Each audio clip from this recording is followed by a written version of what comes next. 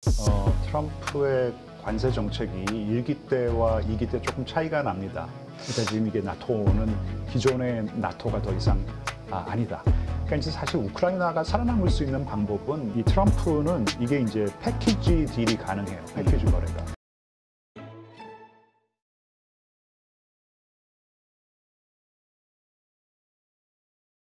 트럼프 대통령이 지금 그 멕시코하고 캐나다에다 25% 관세 물리겠다, 유예했다, 물린다. 지금 뭐 반복을 하고 있어요. 그러면서 아주 좀 뭔가 정신이 없는. 네. 네. 이게 좀 뭐 국제 외교에서 장난도 아니고 네, 뭐 이런 의견도 있지만 네. 이걸 또 협상술로 보는 분들도 있고 네, 하니까. 네, 네. 근데 어떻습니까? 이것이 실제 트럼프의 의도가 도대체 뭐냐? 정치적 압박 수단이냐? 아니면 네. 진짜 경제적으로 네. 그것이 필요하다고 생각하기 때문이냐? 여러 시각이 있던데요. 그래서 제가 보기에는요, 트럼프의 관세 정책이 1기 때와 2기 때 조금 차이가 납니다. 그러니까 관세가 굉장히 중요한 무기라고 생각하고 있는 것은 마찬가지인데 1기 때와 2기 때와 1기 때는 뭔가 경제적인 이득을 취득하기 위해서 관세라는 무기를 휘둘렀어요. 근데 2기 때는 지금 뭐 통상 뭐 그러니까 경제 영역뿐만 아니라 정말 뭐 안보 문제, 다른 외교 문제에서의 어떤 자기의 목적을 달성하기 위해서 이슈 영역의 경계를 막 넘나들면서 지금 관세라는 이제 칼을 휘두르고 있어요. 사실 캐나다와 멕시코 같은 경우에도 무역 불균형 얘기를 처음에 하지 않습니다. 단지 너희들이 지금 펜타닐과 불법 이민자들 이 미국 유입에 대해서 의미 있는 조치를 취하지 않기 때문에 의미 있는 조치를 취할 때까지 이제 25% 관세를 때리겠다 그랬죠. 그래서 사실 처음에 중국에게 10% 관세를 때릴 때도요, 피어 마약과의 전쟁의 일환이라고 그랬어요. 그러니까 네. 이 펜타닐 원료가 대부분은 아니겠죠. 많은 부분 지금 중국에서부터 멕시코의 드럭 카르텔한테 가서 그들이 이제 제조해서 미국으로 유입하는 것이니까 여기에 대해서 의미 있는 조치를 취하라는 것인데, 그러면서 또 뭐 이제 기자회견에서는 근데 뭐 캐나다와 멕시코 같은 경우는 지금 우리에게 무역 흑자를 너무 많이 보고 있어. 난 이런 상황이 굉장히 불만족스러워. 그러니까 어떤 이미 경제 문제도 분명히 있는 것인데 나름대로 다른 어떤 정치적인 목적 그리고 외교적인 압박 용도로도 사용하고 있는 것은 분명해 보입니다. 네. 네. 자, 그런데 이 USMCA 이거가 미국과 멕시코, 캐나다 이쪽의 그 북미 자유협정, 네, 무역 네. 자유협정, 요것이 사실 뭐 트럼프 대통령 때 만들어진 네, 거 네. 아니냐. 네, 근데 네. 자기가 만들어 놓은 거를 가지고 네. 자기가 지금 이렇게 흔들어 놓는 이 상황, 이거에 대해서 네. 뭐 여러 가지 시각들이 있던데 네, 네. 트럼프 대통령은 이거와 관련해서 어떤 입장입니까? USMCA의 전신이 나프타잖아요. 그죠? 네. 그러니까 이거를 아예 그냥 날려버리려고 했어요, 사실은요. 네, 근데 이제 그때만 하더라도 트럼프 1기 행정부 당시에는 소위 말하는 어덜트 신드롬, 그러니까 전통적인 시각을 가지고 있는 이 참모들이 있었단 말이죠. 장관도 조금은 이제 그 자유무역에 대한 어떤 그런 신념을 가지고 있었던 장관들도 있고 해가지고 이거를 그냥 날리지는 말자고 이제 얘기를 했던 것이에요. 그래서 이제 USMCA로 바꾼 거죠. 많이 고쳤어요. 그래서 트럼프는 나름대로 USMCA로 가면은 미국의 노동자들도 조금 많이 보호할 수 있고, 그리고 뭐 제조업도 조금 사실 살려낼 수 있고, 자동차 산업의 부흥도 일으킬 수 있고, 뭐 이제 이럴 수 있다고 생각을 했는데, 그렇지 않은 결과가 지금 계속 나오고 있으니까, USMCA의 정신에 위반되는, 사실 USMCA는 여전히 자유무역 협정이에요. 많은 조항을 수정을 했다고 하더라도. 그래서 이제 USMCA에는 전혀 구애를 받고 싶어 하지 않는 것 같고, 그리고 트럼프는 개인적인 성향이 USMCA도 소다자주의 협정이잖아요. 그죠? 네. 다자주의든 소다자주의든 여러 명이 우르르 같이 하는 걸 싫어해요. 양자 협정, 그러니까 양자 관계를 훨씬 더 좋아합니다. 그거는 뭐 사실 미국이 여전히 그래도 세계 최강국이기 때문에 양자로 가면은 다 미국이 다 그냥 후들겨 패가지고 그냥 자기가 원하는 것을 다 얻어낼 수 있다고 생각했다 해요. 근데 우르르 몰려가지고, 그래서 EU를 싫어하는 것이 얘네들은 우르르 지금 몰려가지고 우리를 상대하니까. 단체로. 예, 그걸 싫다라는 것이에요. 이게 협상 공식도 굉장히 복잡하고 하니까. 그래서 그런 측면에서 USMCA라는 것을 별로 좋아하지 않았대요.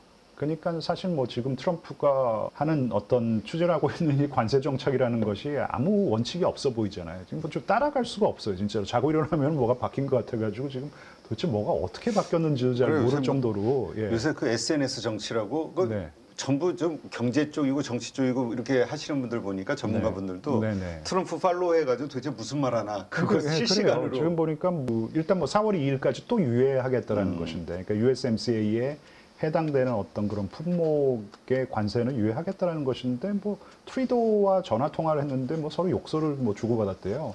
그러고 난 다음에 또 자기 그 트루스 소셜에 올린 글 보니까 캐나다를 대상으로 지금 목재와 낙농업에는 또 이제 관세를 또 때리겠다. 보니까 도대체 이제 뭐 어떤 원칙을 가지고 하는 것인지 잘 이제 이해하기가 어려운 상황에 왔기 때문에, 뭐 사실 이 어떤 다자무역 체제라는 것은 일기 때부터 붕괴의 조짐이 있었고, 지금 뭐 다자뿐만 아니라 이제 소다자 뭐 이런 것도 뭐 대부분 뭐 붕괴가 되고, 양자 관계에 있어서도 어떤 제대로 된 원칙이 작용하기는 좀 어려울 거라고 보입니다.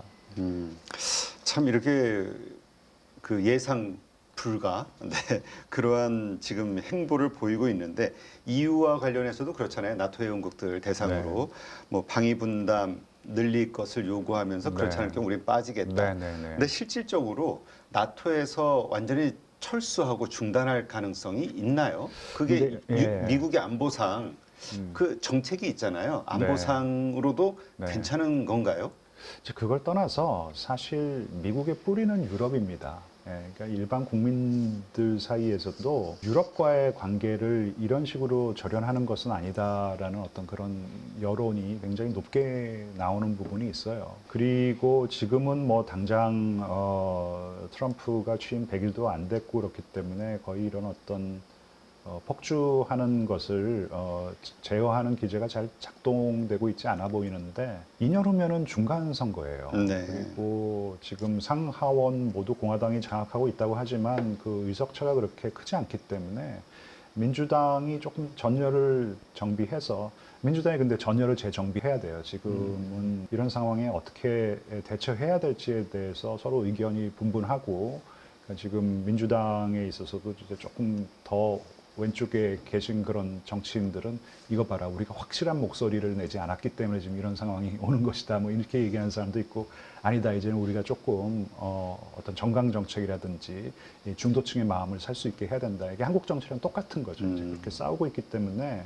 하지만 이게 뭐 어쨌든 간에 이제 민주당이 조금 다시 변모된 모습을 보이고 그렇다면은 2027년에 상하원 모두 공화당이 민주당에게 이를 수도 있는 것이고, 그럼 정책 전환이라는 게 이루어질 수밖에 없어요.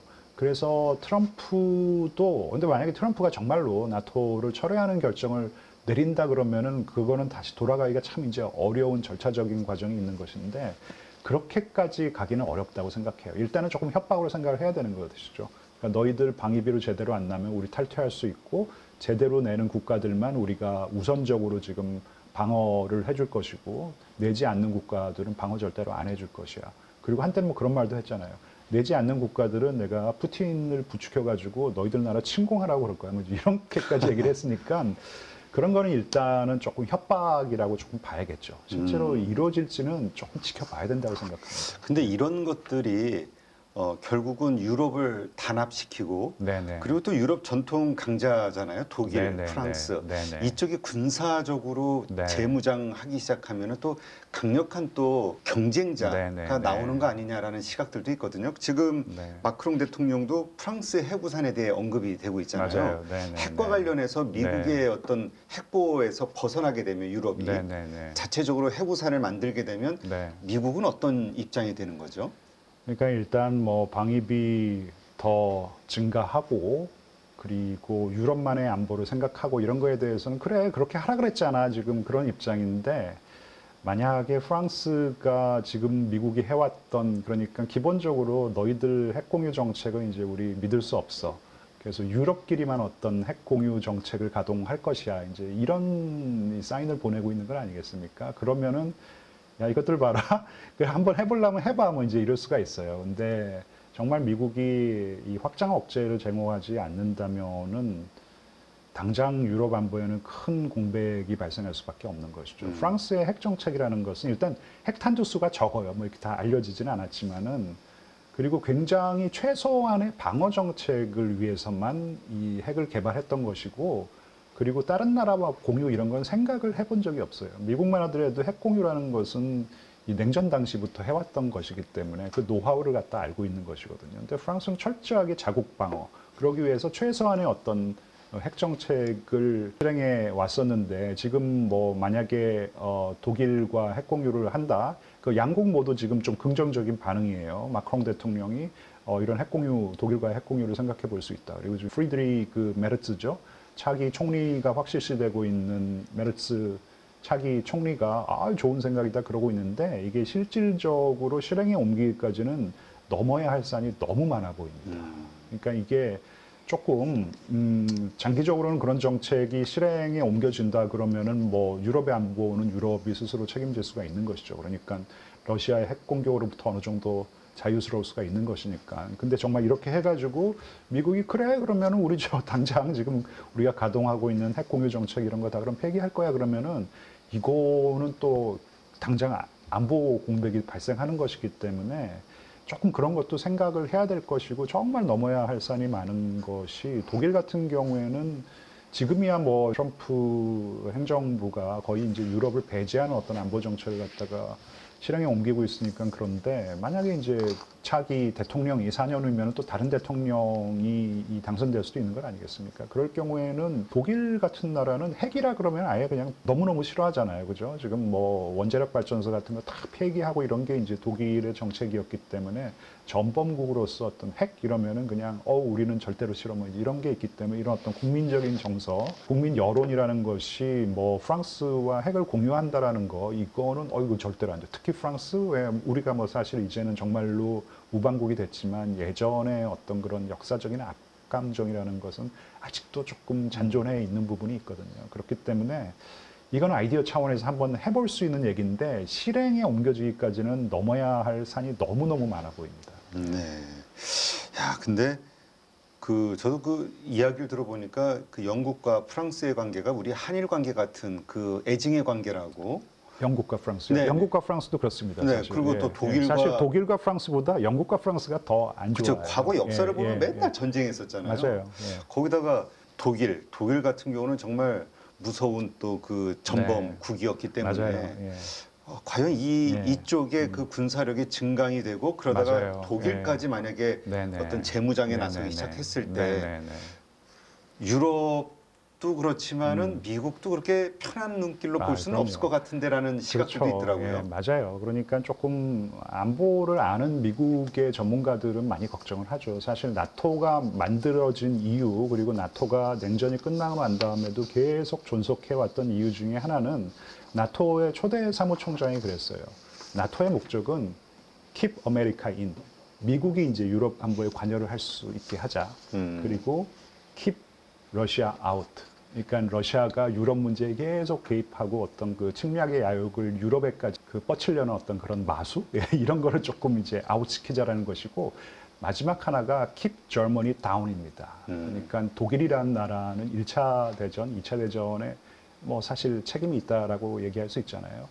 그래서 이런 어떤 다자 안보 체제에 묶어놓으면은 독일이 재무장을 하려는 어떤 그런 유인을 조금 약화시킬 수 있다라는 것인데 이제 독일이 날개를 다시 핀다? 이거는 지금은 당장 그렇지 당연하지 독일은 이제 우방인데 그런데 이것을 조금 불안한 시선으로 바라보고 있는 사람들도 있어요. 그럼 독일이 다시 재무장하는 거야? 그렇기 때문에 이제 이 나토의 어떤 목적이 지금 다 훼손되고 있는 것이죠. 미국도 떠나고 그다음에 러시아는 다시 유럽으로 지금 들어오려고 하고 있고 그다음에 독일 같은 경우는 다시 재무장을 하려고 하고 있고 그러니까 지금 이게 나토는 기존의 나토가 더 이상 아니다. 그렇게 남아있기가 어렵다라고 이제 얘기하는 사람들이 많아요. 네. 그러니까 하여튼 유럽의 정치적 불확실성, 그다음에 안보 불확실성이 확실히 커질 수밖에 없는 상황 같아요. 어떤 식으로 흘러갈지 우리가 감정이입을 좀 해봐도 중국의 어떤 압박을 대항하기 위해서 대만, 뭐 일본, 한국 뭐 이런 식으로 연합을 한다 해서 뭐 일본이 핵무기를 만들게 하자, 네네. 또 일본의 네. 그 군사 무기를 막 크게 네네네. 늘리자 하면은 네. 우리도 입장이 비슷할 것 같아요. 맞아요. 이게 네. 찬성할 수만은 없는. 네네네. 그런데 그럼에도 불구하고 이런 여러 가지 불확실한 문제들 이것을 보는 러시아는 어떤 입장일까? 일단 러시아의 반응에 따라 또 이게 달라질 수 있는 거잖아요. 네네. 지금 나온 상황은 네네. 어떻습니까? 일단 러시아가 이제 프랑스 마크롱 대통령이 핵 공유라는 거 이거 한번 해볼 만하다 그러니까 이제 메르츠 차기 총리가 독일에 이제 호응을 해줬어요. 아유 좋은 생각이다. 우리 한번 적극적으로 검토해보자. 그랬더니 이제 그 크렘린궁의 대변인이 한번 해봐. 그랬더니 이제 그거는 위협도 아니야. 그냥 할 테면 한번 해봐. 이제 그런 뭐 조금 조롱하는 반응이 나왔는데, 근데 너희들이 자꾸 이런 식으로 가면은 이거 좋지 않아. 정말 이 유럽이 다시 똘똘 뭉쳐가지고 어떤 유럽만의 안보 체제를 미국이 한 발 빠지더라도 정말 그런 어떤 튼튼한 안보 구도를 재구축해낸다면은 이거는 러시아로서는 결코 달갑지가 않은 상황이죠. 지금 푸틴은 와 이건 정말 이 절호의 기회가 왔다라고 생각했다 하는데, 이게 이제 유럽이 다시 똘똘 뭉치는 기회, 그리고 이제 나토가 다시 재정비돼가지고 훨씬 더 강력한 나토가 되는 순간 러시아는 아 이건 우리가 바랬던 바가 아닌데 그럴 수가 있겠죠. 근데 지금 당장 나오고 있는 어떤 그런 이 유럽의 재무장안, 그리고 미국이 한 발 뺀 나토를 어떻게 우리가 재구축할 수 있을까, 이런 논의에 대해서는 일단은 조금 비웃고 있는 상황입니다. 네. 근데 이것이 갈수록 단단하게 뭉쳐진다 그러면 러시아도 상당히 위협을 느끼겠네요. 그렇죠. 아무래도 이제 그리고 나서 우크라이나 평화 협정이 굉장히 자신들에게 유리하게 체결이 돼서, 그리고 지금 자기네들이 점령한 대부분의 영토를 자기네들이 보유할 수 있게 되고, 그리고 뭐 나토 가입이 불가능해지고 뭐 이제 이렇다고 하더라도 유럽이 똘똘 뭉쳐가지고 우크라이나에게 나토에 준하는 어떤 그런 안전보장, 그것도 집단 안전보장을 제공한다면 집단 안전보장이 필요도 없어요. 프랑스가 준 그러니까 동맹에 준하는 어떤 안전보장 협정을 우크라이나와 체결하고, 그리고 이제 뭐 독일, 영국 이런 정말 유럽의 강자들이 그렇게 양자적으로 체결을 한다고 하더라도 이거는 러시아가 바랬던 바는 아닐 것이에요. 러시아는 평화협정을 체결하고 그러고 난 다음에도 계속해서 우크라이나를 야금야금 공략해서 친러 정부를 옹립해가지고 실질적인 어떤 그런 위성 국가처럼 만들려고 하고 있는데, 그러니까 이제 사실 우크라이나가 살아남을 수 있는 방법은, 그러니까 지금 너무 뭐 영토 욕심이라든지 뭐 나토에 반드시 가입해야겠다 뭐 이런 것이 아니라 정말로 의미 있는 안전 보장을 받고 그리고 국가를 다시 재건해야 돼요. 그래서 정말 강력한 자유민주주의 국가를 만들고, 그리고 국방력에도 많이 이제 투자를 해서 자기네들을 스스로 좀 안보를 지킬 수 있는 어떤 그런 국가로 다시 태어난다면은 그게 가장 우크라이나가 가야 할 길이라고 할 수 있겠죠. 네. 어쨌건 이러저러한 일련의 이런 사건들 이것이 가져올 그 미국의 입장에서도 그렇고 유럽에도 그렇고 또 자유 진보 진영, 그러니까 자유 진영과 네. 여러 가지 이해관계들이 얽히고 설키면서 생각들이 다른 많은 사람들이 있을 것 같아요. 저희가 이제까지 알기로 미국의 국방부는 상당히 보수적인 조직이고 과거 1기 때 트럼프의 이러한 비슷한 어떤 정책들에 대해서 제동을 가장 많이 걸었던 장군들이나 국방성 군인들이 있었는데 이번에는 아무 목소리가 없는 것 같아요. 이 트럼프의 일방적인 독주에 대해서 아무런 견제의 목소리는 현재 없는 거죠. 거의 그렇다고 봐야겠죠. 왜냐하면은 이제 피트 헤그세스 이 신임 국방장관이 취임하고 나서 가장 먼저 서둘렀던 것이 트럼프에게 찍힌 이 장성급 인사들을 다 해임하는 것이었어요. 그러니까 숙청이 진행이 됐고, 그리고 지금 국방부는 거기도 지금 뭐 인적 개편을 한다라는 것 아니겠습니까? 지금 일론 머스크의 칼끝으로부터 자유스럽지가 않아요. 그래서 지금 자신들의 어떤 이 직제 개편이라든지, 직제 개편은 당연히 이제 대량 해고로 이어지는 것이고, 그리고 자신들이 계속해서 추진해왔던 F-35 이 전투기를 더 많이 생산하는 거, 이런 것조차 지금 일론 머스크가 제동을 걸고 있기 때문에 자신들 일에 지금 급급해요. 지금 이 국방 예산도 조금 더 깎겠다라는 것이고, 그러니까 이 트럼프 대통령이 이제 디펜스 혹이라 그러죠. 그러니까 국방 예산 뭐 많이 쓰고 이러겠다라는 입장이 또 아닌 것 같아요. 그렇기 때문에 지금 저 트럼프 대통령의 어떤 이 뭐 폭주 기관차와 같은 어떤 이런 정책들에 대해서 제대로 제동을 못 걸고 있는 것은 분명해 보입니다. 네. 근데 뭐 나토에서 철군을 하든 군사 중단을 하든 아니면 뭐 우리 주한미군도 뭐 여러 가지 이야기가 있잖아요. 근데 이 얘기는 결국 군인들의 수가 줄어든다는, 군인들이 그만큼 필요하지 않다는 얘기니까 네네. 결국은 감군으로 이어질 수밖에 없는 것 같고, 그렇게 되면은 가장 큰 이해관계자인 국방 이 군인들이 네네. 가장 그 반발이 심할 것 같은데 맞아요. 네네. 그리고 그게 사실 없다는 게. 뭐 주한미군도 그렇고 지금 유럽에 있는 이 주 유럽 그 미군이요. 한 6만 5천 정도 됩니다. 네. 3만 5천이 지금 독일에 주둔해 있는 것이고 이들을 철수시켜가지고 미국에 데려오면은 어디다 주둔을 해야 되는 것인지부터 그렇다고 바로 해고할 수 바로 없잖아요. 해고나 이들은 뭐 전문 군인도 있고 하기 때문에 바로 해고는 불가능합니다 거의. 예, 그렇기 그렇죠. 직업 때문에 군인이니까. 네네네. 그래서 이들을 다시 그러면은 미국 내에 어디로 재배치해야 될 것인지. 그래서 독일은 워낙 옛날부터 이제 미국에게 찍혔잖아요. 특히 이제 트럼프한테 찍혔기 때문에 앙겔라 메르켈 전 독일 총리와 트럼프 대통령과 일기 때 관계가 정말 안 좋았어요. 앙겔라 메르켈 총리가 눈길조차 주지 않을 정도로 안 좋았기 때문에 독일에서 빼겠다 그랬어요. 그럼 어디로 가져갈까 그랬더니 이제 빅토르 오르반 헝가리 총리가 저요 이제 해가지고 헝가리로 뭐 한 절반 정도는 그러니까 재배치하겠다라는 얘기가 나왔는데 그때 그게 실행이 되지를 않았어요. 근데 지금은 이제 그걸 다시 한번 조금 생각해 봐야겠다 이제 이러고 있는 상황인데 근데 헝가리 입장에서는 또 그렇다라는 거예요. 그렇다면 이제 주한미군의 뭐 한 2만 명이 그럼 우리나라로 와?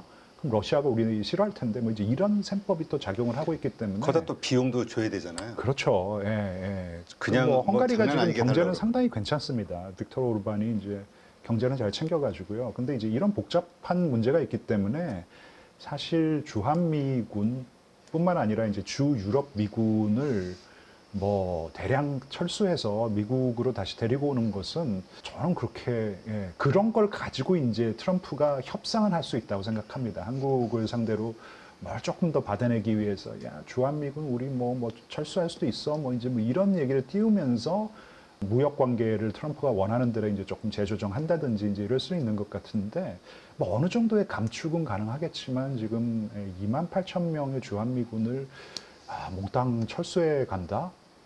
그러면 그거는 뭐 일단 미국 내에 재배치도 어렵고 그리고 그럴 경우에 중국에게 주는 어떤 그런 메시지 저는 트럼프가 이거를 미치광이 전략으로 뭘 조금 추진할 수는 있을지 모르지만 미치광이가 아닌 이상 정말로 실행에 옮기기는 어렵다고 생각합니다. 네. 그렇다면 제가 틀릴 수도 있습니다. 네. 네. 근데 지금 어쨌든 이 모든 것들을 헤드쿼터죠. 헤드에 있는 그 국방성 장관들 그리고 그 네네. 고위 관리들 네. 여기가 지금 전혀 힘을 못 쓰고 있다, 반발을 네네. 못 하고 있다. 네네. 이 얘기는 지금 좀 일시적인 어떤 현상으로 봐야 될까요? 아니면은 이제는 확 다 장악이 트럼프에 의해서 됐다. 거의 뭐 장악했다고 봐야겠죠. 근데 이제 피트 헥세프 장관 그리고 이제 부장관이 또 있지 않습니까? 네. 그러니까 2인자죠. 국방부의 2인자가 이분이 국방 정책에는 정말로 한 번도 관여해 본 적이 없는 펀드 매니저예요. 네, 펀드 매니저 출신이에요. 그러니까 조금 보훈성 인사고 근데 이제 넘버 3가 엘브리지 콜비라고 정말 국방 정책에 밝은 사람이에요. 예, 지금 이 넘버 3 정책 차관인데 정책 차관.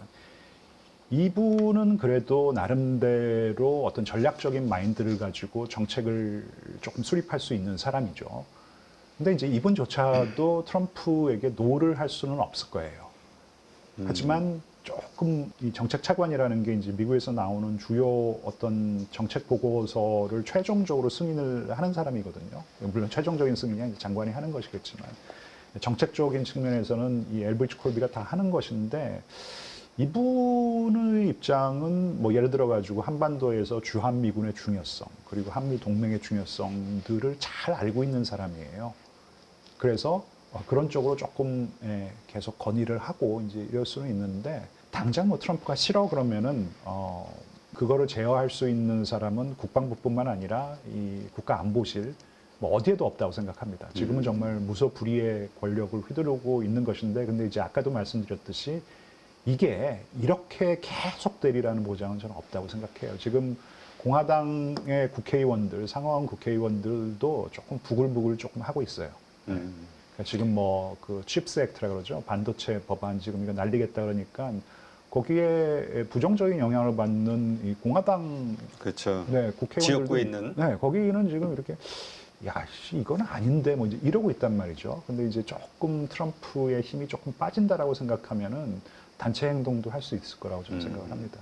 근데 어쨌건 지금 아까 말씀하셨듯이 국방부의 그 장군들부터 숙청이 되고 네, 네, 네. 다 네. 그 고위직들 이 숙청의 공포에 시달리고 있기 때문에 네, 뭔가 네. 하기가 좀 어렵긴 지금 하겠네요. 당장은 뭐 거의 네.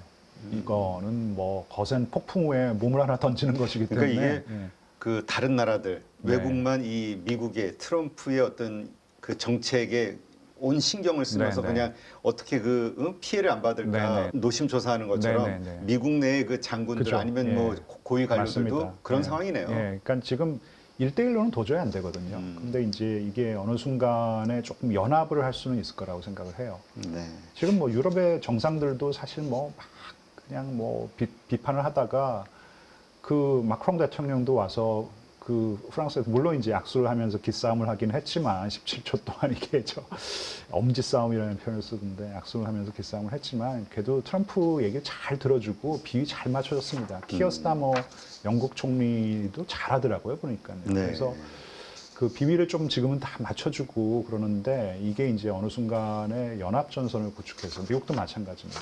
그러니까 되들 때 이게 트럼프가 지금과 같이 그냥 정말 왕과 같은 어떤 그런 권력을 계속 유지하기는 저는 어려울 거라고 생각합니다. 네, 알겠습니다. 지금 글로벌 여러 가지 정치, 경제, 사회 면에서 트럼프 대통령이 미치고 있는 영향력, 아까 말씀하셨던 미치광이 전략에 의해서 이해 당사자들이 어떤 상황에서 지금 좌충우돌을 하고 있는지, 노심초사하고 있는지, 네, 말씀을 한번 들어봤고요. 아마 방송 보시면서 앞으로 또 예측하기는 어려울 것 같아요. 이제 어쨌건 지금 트럼프의 독주 시대니까. 네네. 네. 하여튼 이런 상황에서 어떻게 트럼프의 소위 비위를 맞추면서 우리가 생존할 수 있을 것인가. 네. 이건 뭐 남의 얘기가 아니라 네네. 그렇죠. 우리도 주한미군이 있고. 네. 비위를 맞추면 좀 통해요. 네. 그건 분명한 것 같습니다. 네. 그러니까 잘 준비해가지고 비위 잘 맞추고 그러면은 그런 나라나 그런 지도자에게는 조금 잘해주는 그런 지금 패턴이 보이긴 보여요. 네. 네. 비위 맞춘다는 얘기는 결국 원하는 걸 줘야 된다는 네네네. 얘기니까. 그러니까 그렇죠? 이제 이 트럼프는 이게 이제 패키지 딜이 가능해요. 패키지 거래가. 요거 주는 대신 딴 네. 거. 그러니까 근데 지금 우리나라가 못 하고 있는 게 지금 그러니까 지금 정치 상황 때문에 이거는 이제 정상 차원에서 해야 되는 것인데 그러니까 지금 뭐 경제 관련해 가지고 뭐 장관들이 가고 통상장관도 가고 뭐 이제 해가지고 뭐 하자 이렇게 하겠다 하는데 여기다가 안보 문제를 얹어야 돼요 사실요. 그러니까 이제 안보 문제까지 넣고 좋은 패키지를 만들어서 제시를 해야 되죠. 예. 네. 충분히 그건 가능합니다. 네, 알겠습니다. 하여튼 절묘한 솔로몬의 지혜 그리고 협상술이 필요한 시점이 아닌가 생각이 됩니다. 이제까지 서강대 김재천 교수님과 함께했습니다. 오늘 좋은 인사이트 고맙습니다. 네, 재밌었습니다. 감사합니다.